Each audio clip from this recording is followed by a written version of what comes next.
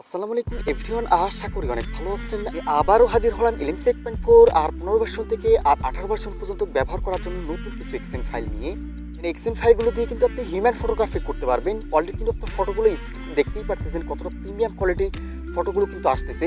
And এক্সেন ফাইলগুলো কিন্তু আপনি ব্যাক ক্যামেরা এবং ফ্রন্ট ক্যামেরার সাহায্যে কিন্তু হিউম্যান ফটোগ্রাফি করতে পারবেন। একেবারে ডিএসএলআর কোয়ালিটি কিন্তু ফটোগুলো আসবে। এছাড়াও আপনি day side, night side, macro ফটোগ্রাফির জন্য কিন্তু এক্সেন ফাইলগুলো চাইলে ব্যবহার করতে পারেন। এই এক্সেন ফাইলগুলো কিভাবে সেট আপ করে ব্যবহার করবেন সব কিছু বিস্তারিত দেখিয়ে দেবো। আমাদের এক্সেন ফাইলগুলো যারা ডাউনলোড করে ব্যবহার করতে পারেন না, তারা এই ভিডিও ডেসক্রিপশনে একটা লিঙ্ক দেওয়া থাকবে, ভিডিওর লিঙ্ক। ওই ভিডিওতে আপনারা দেখে নেবেন। ওই ভিডিওতে কিভাবে ডাউনলোড করবেন সব কিছু বিস্তারিত দেখিয়ে দেওয়া হয়েছে। কিন্তু আপনার কালার ভার্সন, যারা এই ধরনের কালার ভার্সন অ্যাপ্লিকেশনগুলো ব্যবহার করতে চান, ভিডিও ডেসক্রিপশনে আমাদের টেলিগ্রাম চ্যানেল দেওয়া থাকবে, ওইখান থেকে আপনারা এই অ্যাপ্লিকেশনগুলো ডাউনলোড করে নিতে পারবেন। সব ধরনের কালার ভার্সন অ্যাপ্লিকেশনের লিঙ্কগুলো কিন্তু ভিডিও ডেসক্রিপশনে দেওয়া থাকবে। দেখতে পারতেছেন এখানে যে এক্সেন ফাইলগুলো দিতেছি, এই এক্সেন ফাইল দিয়ে কিন্তু আপনি day side, night side, human ফটোগ্রাফির জন্য কিন্তু ব্যবহার করতে পারবেন। চাইলে কিন্তু আপনার ম্যাক্রো ফটোগ্রাফির জন্য কিন্তু এক্সেন ফাইলগুলো ব্যবহার করতে পারেন। খুবই প্রিমিয়াম কোয়ালিটির কিন্তু ফটোগুলো আসবে। অলরেডি কিন্তু আপনার কালারগুলো দেখছেনই, লাইট রুমের প্রিসেটের মতো কালারগুলো কিন্তু আসতেছে।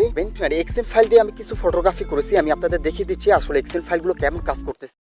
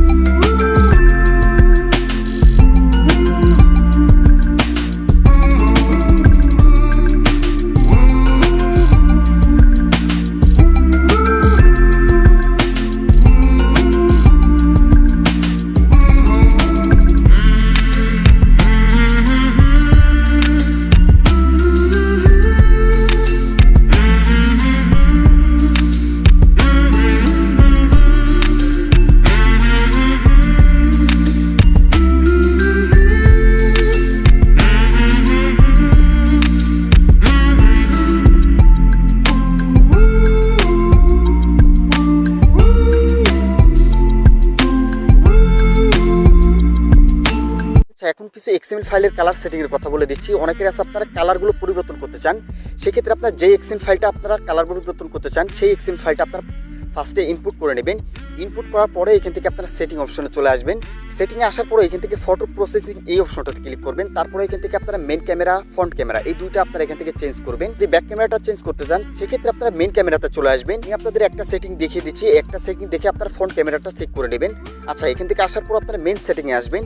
মেন সেটিংয়ে আসার পরে এখানে উপরে দেখতে পাচ্ছেন শার্পনেস, এখানে ক্রোমা দেওয়া আছে। অপশনগুলো কিন্তু আপনি কনফিগ বানানোর সময় কিন্তু সেট আপ করে রাখছি, তো আপনারা আপনাদের মতো কিন্তু পরিবর্তন করে নিতে পারেন। যদি আপনারা বুঝতে না পারেন, সেক্ষেত্রে কিন্তু এই অপশনটা আপনাদের ঘাটাঘাটি করার দরকার নাই।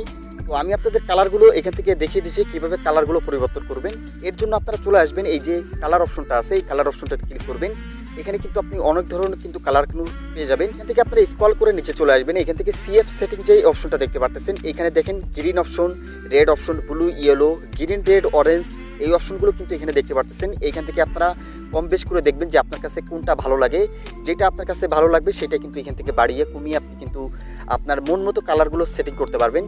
উপরের দিকে কিন্তু আপনার কালারগুলো কিন্তু কমবে, অ্যান্ড নিচের দিকে গেলে কিন্তু আপনি কালারগুলো কিন্তু বাড়বে। এইভাবেই আপনারা মূলত এখান থেকে ব্লু সেটিং, তারপরে গ্রিন সেটিং, এই সেটিংগুলো কিন্তু আপনারা এখান থেকে করে নেবেন। তাহলে আপনার কালার সেটিংগুলো কিন্তু বেড়ে যাবে।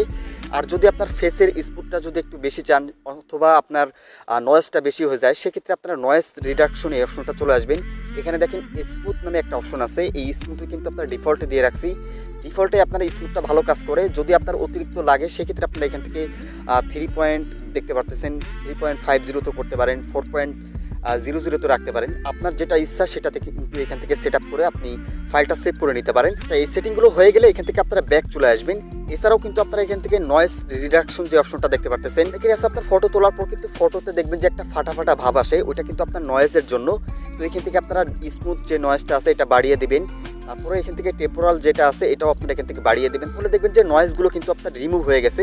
আচ্ছা, এই সেটিংগুলো আপনি মন মতো করছেন, এইটা কীভাবে সেট আপ করবেন, এটা সেভ করা নেওয়ার জন্য এখান থেকে কনফিগে চলে আসবেন। তারপরে এখান থেকে সেভ সেটিং, এখান থেকে আপনি আপনার নামটা লিখে দিতে পারেন, অথবা আপনি আপনার মতো একটা নামে আপনার এক্সএম ফাইলটা তৈরি করে নিতে পারেন।